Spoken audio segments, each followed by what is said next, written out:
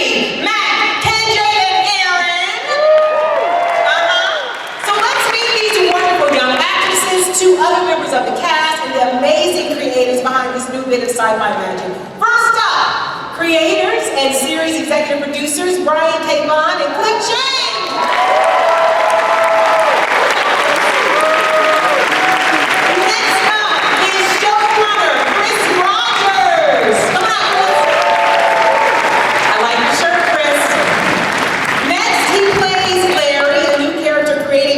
Show Meet My Buddy named Cordry. And next she plays the fearsome Prioris, the beautiful and formidable Adina Porter. Check out the dress. And now let's meet our time-traveling heroes, our paper girls. She plays the brilliant Tiffany Meet Cameron Jones.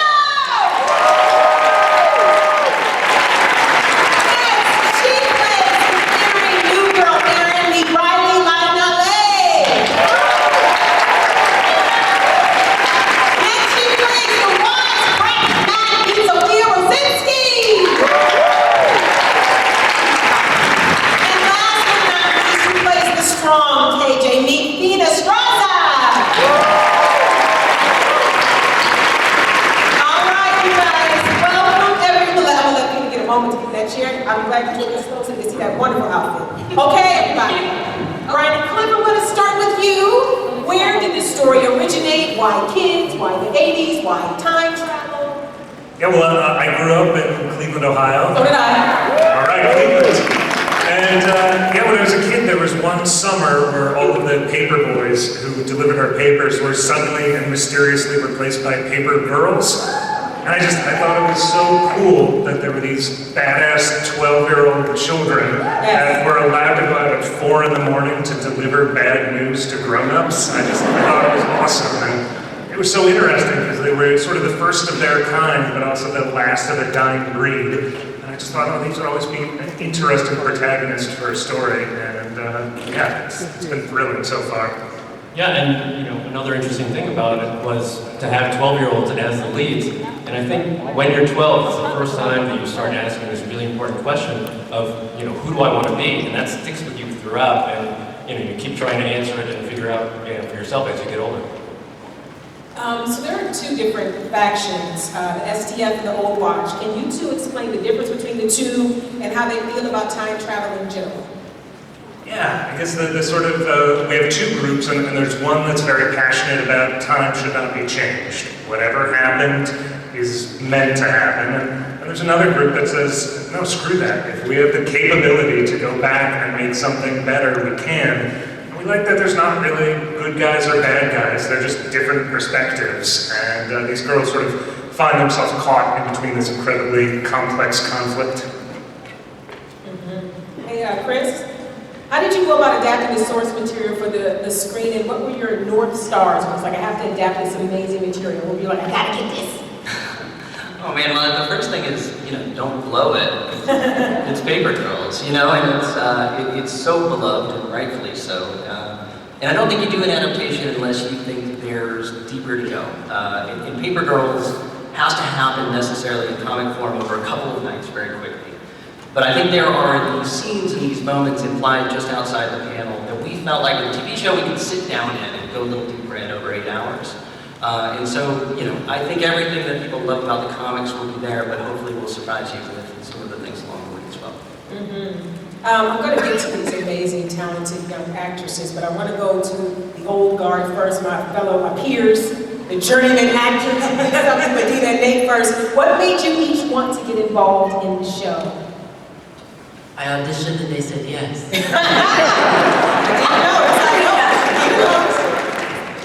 Chris was really smart in hiring the best dramatic casting directors in television, Sharon Bailey and Sherry Thomas, who cast the show and cast all of your favorite shows, your dramatic television shows. So when you get, as an actor, you get the audition sheet emailed to you, the first thing I usually look at is the casting directors. Yeah. And when it says Beatley Thomas on it, you know it's legit. Yeah. So that was sort of my North Star. I was like, all right, this is a very good company. And I remember doing the audition, did they send you a script? I didn't have a script. Did You just have sides? It was during COVID, I don't remember. It's a blur. I just had sides and I couldn't make, I was like, I don't understand what any of this means. But I said it with passion.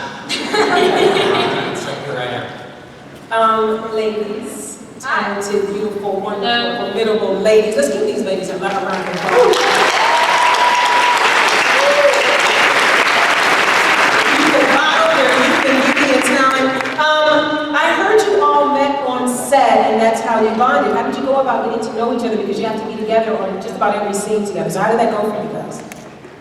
We met very similarly to how our characters did on screen. We hadn't met, we were told not to meet prior to when we were on set.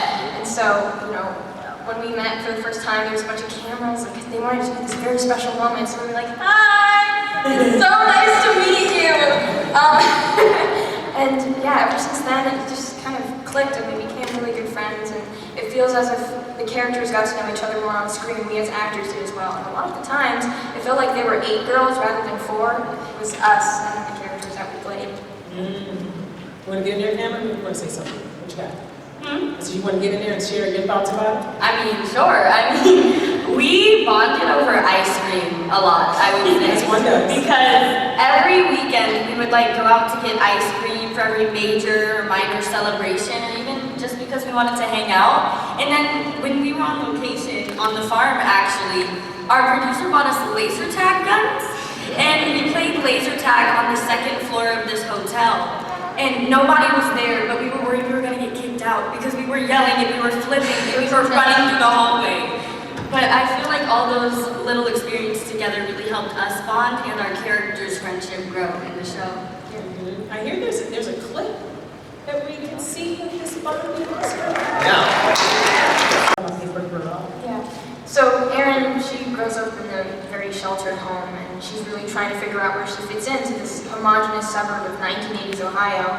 And she really feels this sense of duty and honor to her family. She wants to take care of them. That's like her main drive. She wants to feel needed and accepted. And at home, that's really where she can only be herself.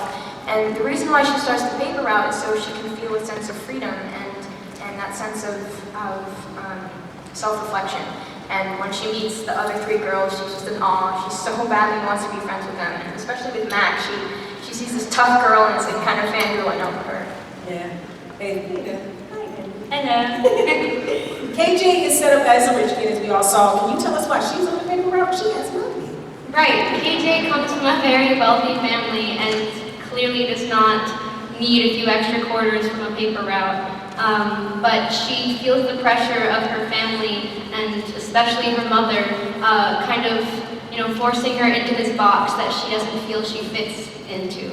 And so on this paper route, it's the only place where she can decide her own path, both, literally and metaphorically. And it really is the only place where she feels free, because being an athlete, she is coached on the field, but then at home she's coached by her parents, and the paper route is a great outlet for her. Sophia, that's a great answer, baby. Sophia, no Mac has a chip on her shoulder and cusses like a sailor. She's the one who initially steps in to save her paper girlfriend. So can you tell us what hides behind Mac's tough demeanor and what we can expect through the season? Sure thing. I'll just pull this guy forward. All right, so I'll quickly describe Mac. Mac is a foul-mouthed, guarded, brash little street rat. She comes from a rough home, and she's a really tough nut to crack. But underneath it all, she's got a heart of gold, and she's a far more complex creature than she lets on. Yeah. I had the pleasure, don't want to be jealous, of watching the entire series, and when I tell you the ride that all of these wonderful, creative, talented people take us on, because some of you haven't even seen it yet. I've seen your work. It's good work. You guys are going to love this show, and the great thing about this show is that when it drops, you get to see all of the episodes at once. It's going to binge, so yeah. Cameron, your Tiffany is super smart, a natural leader. What can we expect from her as the girls time travel? Ooh. I think from Tiff, you can expect a lot of big words, a lot of technology, and her to be very protective over the people that she loves and to really make sure that everybody's good because they mean a lot to her. Because just like an only child and her parents work a lot, so these girls have become like her family. And I really think you can expect to see some very protectiveness over them and some very cool like technology moments where she applies her encyclopedic knowledge to the show. We have another clip to show. On different sides of the Time War. Can you give us a sense of what their sides represent and what you each want to see happen? Well, Prioress works with grandfather, who is in charge of the Old Watch. And we happen to have the power at the moment. We want to keep it. We feel like we're doing a good job. Prioress is a loyal soldier, warrior, follows orders, does what she's told, and gets her answers by any means necessary. Violence is what that means, violence. Nate? Yeah, the STF is like the Rebel Alliance. We're the gritty, sort of like dirty, smaller rebels who are trying to fight back against big time. So we're like a little more scrappy. We're trying to stay to the authenticity of all of our lived experiences, and our sides, as that clip showed, butt heads over and over again. But you're right. I'm not sure who's Brian or Chris had said there was really no good guys or bad guys. They're all fighting for what they like truly believe in, what the right choice is to make. So, but the STF are, they're the Rebel Alliance. Dina, this is something I've been wanting to ask you just so I can learn from you as an actor. How do you approach a role when you have to be formidable and sympathetic at the same time? Because what you do in this show is a master class. And also, what is your cardio routine? Because when you run, it's Tom Cruise running. Very sweet, thank you. Oh gosh, I guess to rely on wonderful writing, and try to be a human being. I think everyone, you take on a job, you believe in it. Maybe she's a little bit terrified of her bosses and doesn't want to be embarrassed or shamed. I think everyone is wanting to feel proud of what they did at the end of the day. And we only have this one world. I think she believes in what she's doing. And so it's easy to put all your energy behind it. Yeah, when you believe in the world's at stake. Hey, Nate. Larry is pretty mysterious, and he's not in the graphic novels. Did you find this challenging or freeing when you approach a role that is a part of a well-established thing that you get to kind of come in and rebuild? Yeah, I was kind of thrilled because when you come in and your character already exists, there's this sort of burden that all of these characters, all these actors carry, that the expectation from the fans and the audience is very high. And so you have to sort of take that anxiety and push it down into your work. Larry was created out of whole cloth to help sort of forward the story and have sort of opposing forces throughout the series. But to not have something to live up to is a lot. There is no burden. So I was just had the scripts and the writing, which were wonderful and very accessible and easy to play, which is not always the case, as you young actresses will learn throughout your careers. So, yeah, it was nice to not have the burden of playing an actual character in the company. I want to talk a bit about the brilliant Ali Wong, who plays the older version of Erin. Yes. All of that. To the creators, what made you say, we need Ali Wong for this role?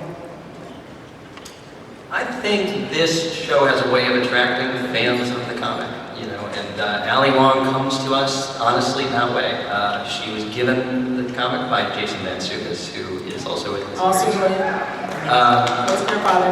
It just has such an affection for what had already been done and a desire to expand upon it. I think we also just felt like people hadn't seen all the colors of what Allie could do. And there was such a chemistry immediately between her and Riley that was confirmed so quickly. But that character is so complex, has to be funny, has to be serious, has to go to some really uncomfortable places. And I can't imagine anyone else in the role. We're very lucky to have her. Well, I think this is a great time to show another clip. There's that at the beginning she has these expectations set for herself, like she wants to live in the White House, she wants to have 4 kids. So I think we as an audience are also surprised about how adult Erin turns out. You know, Allie and I just had a great time crafting Erin as a character. We bonded a lot on set. It was kind of like this dynamic of 3 generations. My mom and Allie and I really got along well and bonded over our culture. She and I being both Vietnamese, and we had a great time, and I hope that people love it. I do.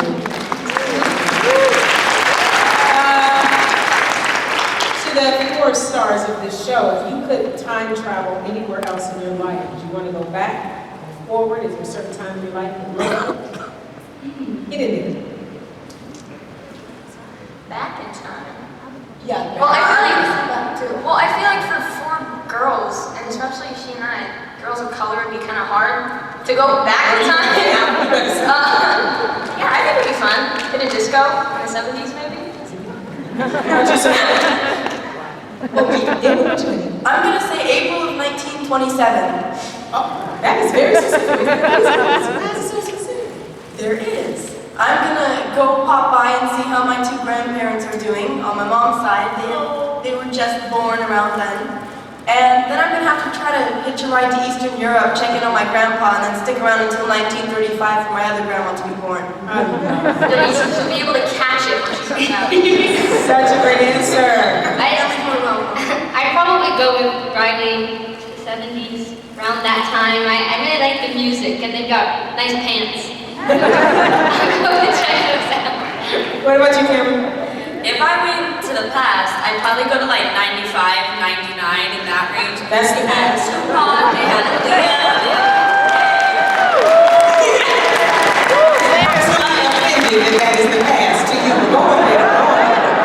Tell us about the past. I was not alive, so that's the past for me. But if I went to the future, it'd probably be really far, like 7777, like that far. Just to like see what happens. Okay. Maybe said 95, 99. I'm waking with a cold sweat thinking about that. Okay. Your character specifically, KJ, has a realization about her future self and her sexuality, which is previously unknown to her 12-year-old self. So how aware were you of the intolerance towards queer people in the 80s?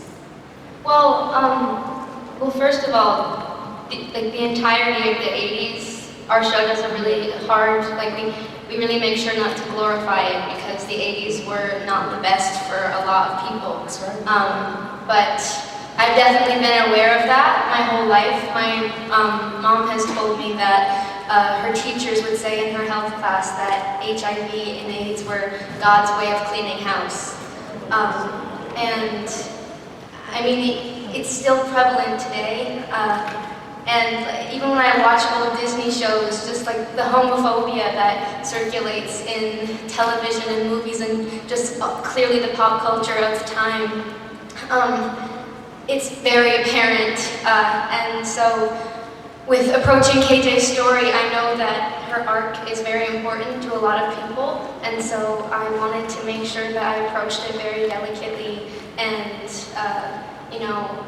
made sure it was told truthfully and with dignity.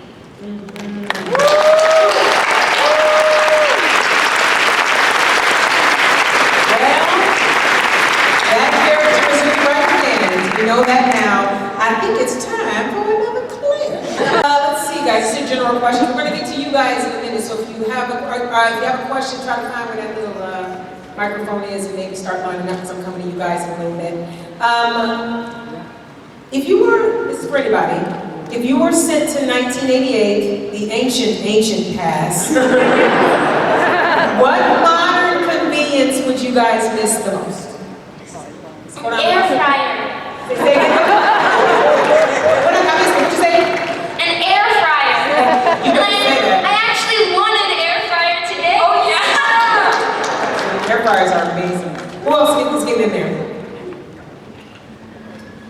I miss my phone. I'm gonna be so honest. I would miss my phone. Spotify. Yeah. Well, I feel like back then mixtapes were really cool. It was kind of like a love letter to send to someone you like, and it was a way of saying something without really saying it. But it took forever. And it was like a huge inconvenience. So Spotify for sure. I know it's not something I could actually carry with me, but I would miss 911. Yeah? Yeah? Nate? I'm nothing if not compliment. I think I would miss Amazon the most. Keep coming. Make sure the checks keep coming. I would have a follow-up. You mean 911, like dialing 911? Yeah. Okay, so that was around the 80s. Yeah, I called it a bunch of times. I thought it came in slightly later. I don't know when it started. Who was like, ask the lady? I met someone in this audience. I thought it came in slightly later, that specific number. Huh. Season 2, 911. Adina? There are some adult tools that are no longer battery operated.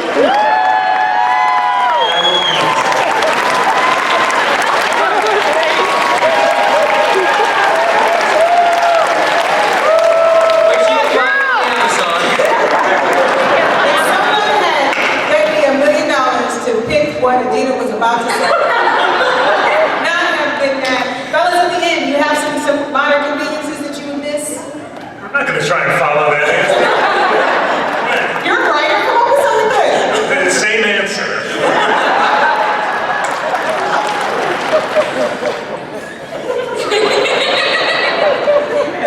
Okay, you know what, I think to save us, let's just move on.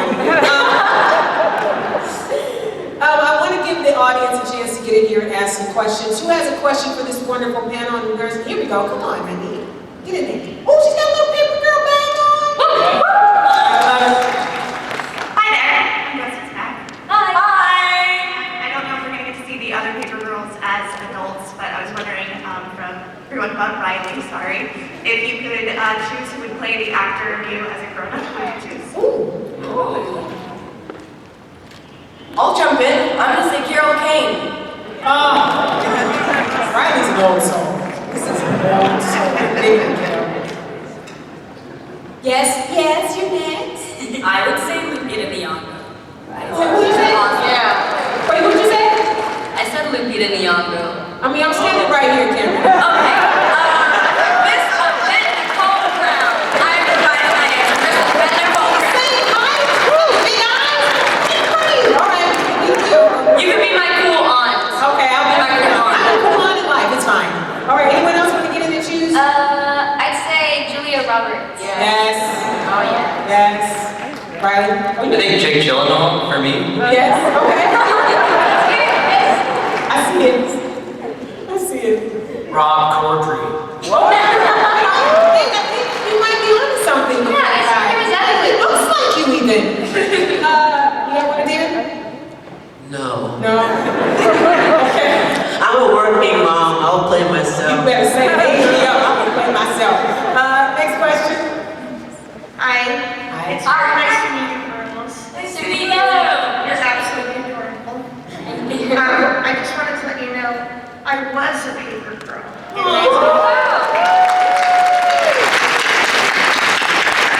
And when I had to do my paper route, every day after school, after middle school, I would have to go home, I'd have to sit on my porch and fold the papers myself, band them, and then I had big paper bags that I carried over my shoulder, so there was one here and then here. And I carried about 120 papers every day. Wow. So that's how I made money.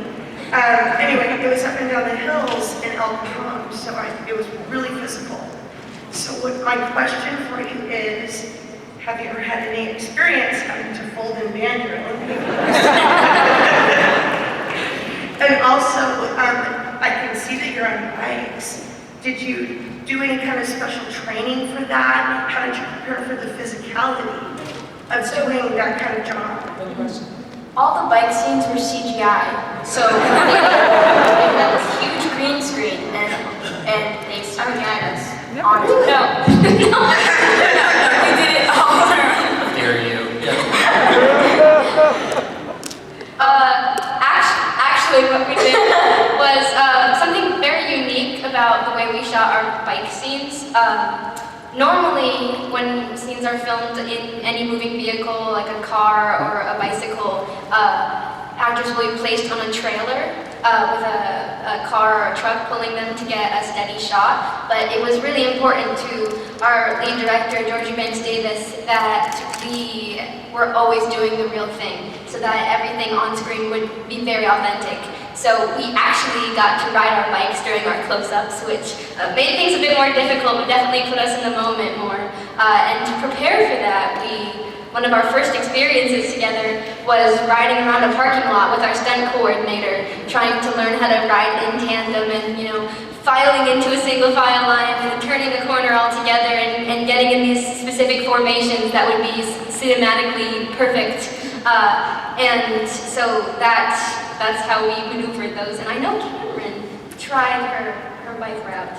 Okay, so I got the role, right? Yay. But to prepare for it, I actually practiced rolling the newspapers and banding them because there was just one sitting on my walkway to my house. So I banded it, and then I hopped on my bike and I would go up and down the street and I would throw it to the different houses, and my mom would throw it back and then I'd throw it to the next one. And so that was how I tried to get ready for it. But we actually do see Riley band them in the show. She's a pro. Yeah, she is. My fingers got super buff. Thank you for your question. Thank you. Next question. Hi all, firstly, thank you for coming out to San Diego Comic-Con and giving us a great preview of this incredible series. We're all excited to see it. And my question was about the technology of the show. A big part of the original comics is when the mystery's unraveling. There's multiple funny moments where the girls are like, what is this alpha symbol? Why do we see this over and over again? So I was wondering, firstly, was that kept in the adaptation? And secondly, if it was, what was it like imagining the technology of the future and how we would look at it in the present and how we would look at it in the past? I'd say it was definitely kept from comic to adaptation, because there are those little Easter eggs straight from the comics where it's we have to learn how to use the modern computers, and there's portable phones now, and there was this big flat screen, and me and Fina were in this scene together, and we just started poking at it. So it was so much fun to try to act like we didn't know what it was. It's a surprisingly good time to, look at modern technology and pretend like you have no idea how to use it. We just kind of got to walk around and be like, oh, what's this? What's this refrigerator do? Yeah, actually it kind of makes you feel very powerful and smart. Oh, wait, I know how to use that. I imagine it might be a bit of a learning curve for some of the older things, like the Discman or the cassette tape player. Walkman. Yeah, Walkman. Guys, you think I wasn't there and didn't have one? Yes, Walkman. Yeah. Sorry, let's go on. Next question. Hi, I actually had a question for the showrunner, Chris Rogers. Your last show, I think it was called Halt and Catch Fire.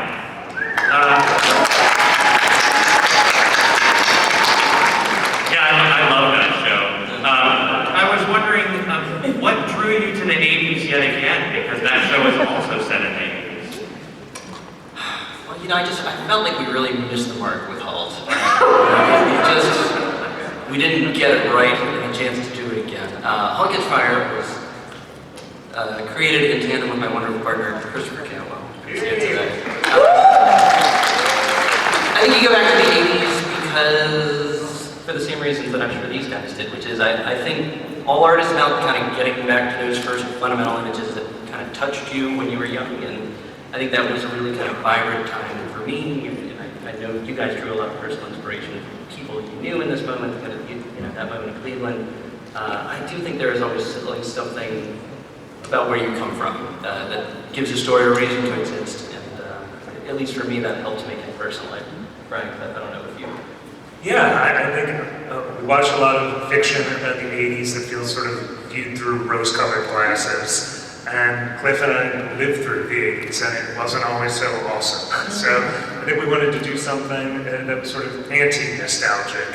That was about recognizing, we've actually made a lot of progress, and there's something to always pushing forward and looking ahead, not constantly dwelling in the past. So even though some of our show takes place in the 80s, this isn't so much a love letter to the 80s as it is a death threat, maybe.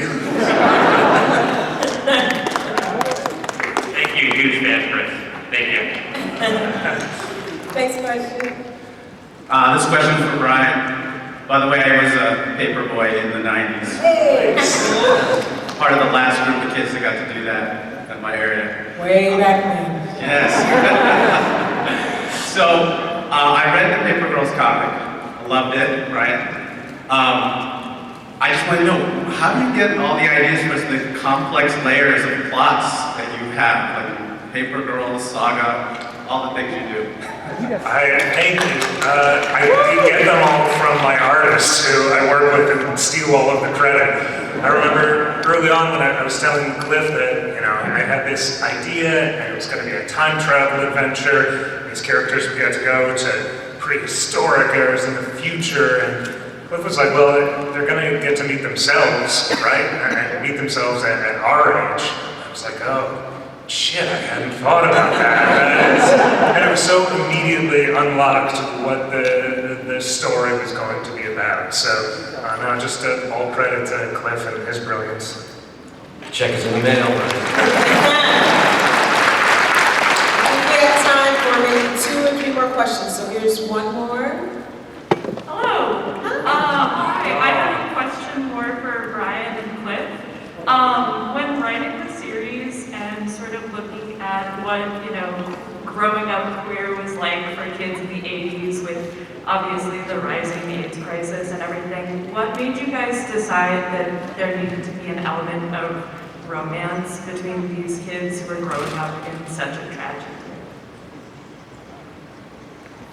I guess this is just so inspired by my friends, and I just happen to have more friends who are women than men growing up, and this is just deeply inspired by their stories and sort of watching as a, I don't know, just sort of a shut-in nerd. I was just so in awe of how challenging it was for them and how brave they were, and I think I was just looking for a way to celebrate them.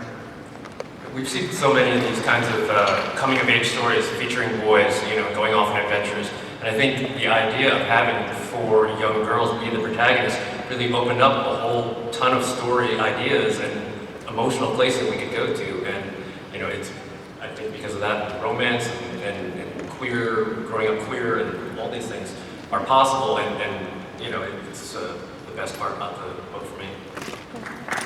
I don't want to spoil anything, but there's a scene in this show that I think will change the trajectory of a lot of people. It will explain a lot of things if people have questions about it, demystify some things for people, boys and girls, men and women, maybe. So just look for that. You'll know what scene I'm talking about when you see it. Okay, let's go. We have how many people back there? Still 3 more in total? Let's try to hustle and get them all in. Okay, get here. All right, so we got a slice of the 80s with the New Order song played in the clip earlier. So I'm wondering, what are some of the other 80s musical influences and style influences that are shown in the series? Good question. I would say the show had at its core this kind of anti-nostalgia idea. I think there was something, the 80s is often portrayed as kind of a punchline, right? Like you skim the top of it, which is like the leg warmers and a flock of seagulls needle drop and you move on. And I think we wanted to take as our reference something a little deeper. So a little more Stand By Me, maybe a little less Amblin. And so I think we tried to go into each of these characters. In fact, I know the girls build playlists for each of their characters. Songs from the 80s and beyond that they thought spoke to that. For my money, we were able to kind of color that period of time in all of its expressions. Some good, some bad, but I think a little more honest. Better be some new addition on there. Next question. Hi, welcome to San Diego. As a dad of 2 girls, I find myself more concerned with female roles, role models, and I just found out about the Bechdel test. Is there something the writers are striving for to keep the female characters from falling prey to the common tropes, fall in love with Johnny, etc.? Let the girls speak to it, but 1,000%. I mean, it is primarily a female writer's room. It is all female directors. I think that's about having women in the writer's room and behind the camera, and obviously these girls have brought so much to it. I don't think we have any scenes about girls talking about boys in this scene, unless they're talking about hurting them.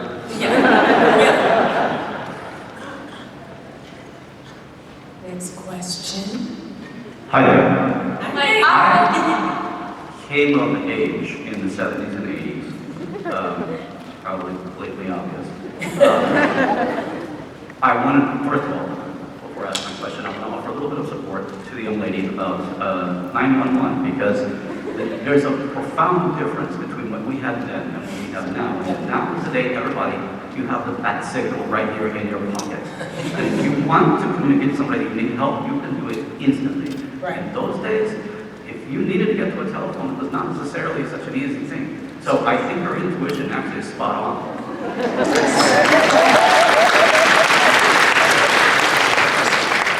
So, following that, my question is, since I've been a sci-fi geek for decades, especially and drawn to things about time travel. In physics these days, there are these 2 camps that believe that time is maybe one linear continuum, the other believing in the whole sort of metaverse, multiple worlds kind of thing. And there actually are serious physicists that will argue heavily in favor of this. And I'm curious to know what anyone or everyone out there may think about how your time travel story actually worked when it came to the actual physics of it. What was that happened? Yeah, I guess the way we used to describe it is a cassette tape. That for us, that time is a blank tape, and you can write on it. You can also rewrite over it, but the more you write over it, the more it stresses that tape. And I've always thought that analogy was really good, and then we would pitch it to the girls, and like, what is it, cassette tape? we don't know what you're talking about. The showrunners were great, and we brought actual physicists into the room to talk about this, and I'm a big time travel geek, and I wanted to do a real hard science fiction kind of story with this, and so if you care about the physics of time travel, this is the show for you, and if you don't, that's okay as well, because the point of view is from these girls, and it is so sort of beyond that. It's the way that I think Cliff and I thought about the Cold War growing up, that we sort of vaguely had a sense that there was this big battle going on, and we knew that it might impact our lives, but it was so far beyond us. So it's there if you want to dig into the science of time travel, but you don't have to bring a textbook along to understand this. Woo! Thank you. Our fellow 70s and 80s traveler. We're very old, sir, apparently. I wanted to ask the girls, who is the most like their character and who is the least like their character? She's most like her character. Sophia is definitely the least like her character. Absolutely. They're like polar opposites. I think the only thing Sophia and Mac have in common is their sense of humor. I'll agree. Just haven't seen the show in media. I think that's true. Okay, before we wrap up, Ryan and Cliff, is there something special you'd like to share or say to the Comic-Con fans who are the most passionate fans in the world?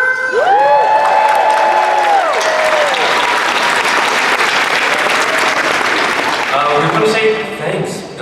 This book would not have been possible without your love and reading it. And, there were years in the past when this kind of story could not have been told. And and not been accepted by as many people as it has been. So thank you so much. It means the world, and to be here at Comic-Con.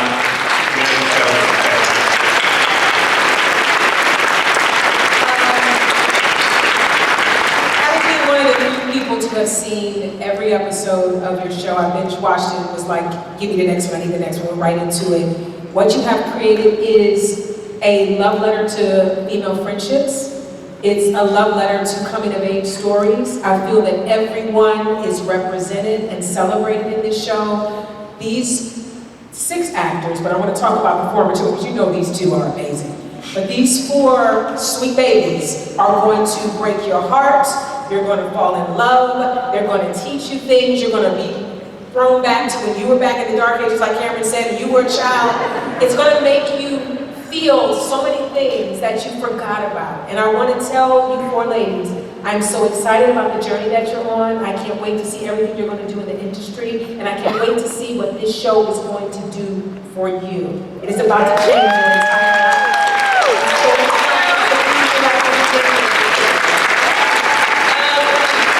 That is it, guys, for our introduction to Paper Girls. Please follow at Paper Girls PV on social media. Remember, you can stream all episodes of the first season on Paper Girls on Prime Video starting next Friday, July 29th. And as we leave, because we mentioned 80s music, I want to go down the line, and I want each person to tell me one song that for them is the 80s. Adina. Oh, sorry. Crystal Waters, Homeless Woman? Yes, yes. Nate. I Can Drive 55. Yes. Heartbreaker, Pat Benatar. Choice. Once in a Lifetime by the Talking Heads. I can't give a specific song, but anything from Girls' School or The Runaways. Yes! Wind Doves Cry. Trade in Vain by The Clash. Just Like Heaven by The Cure. Golden Years, David Bowie.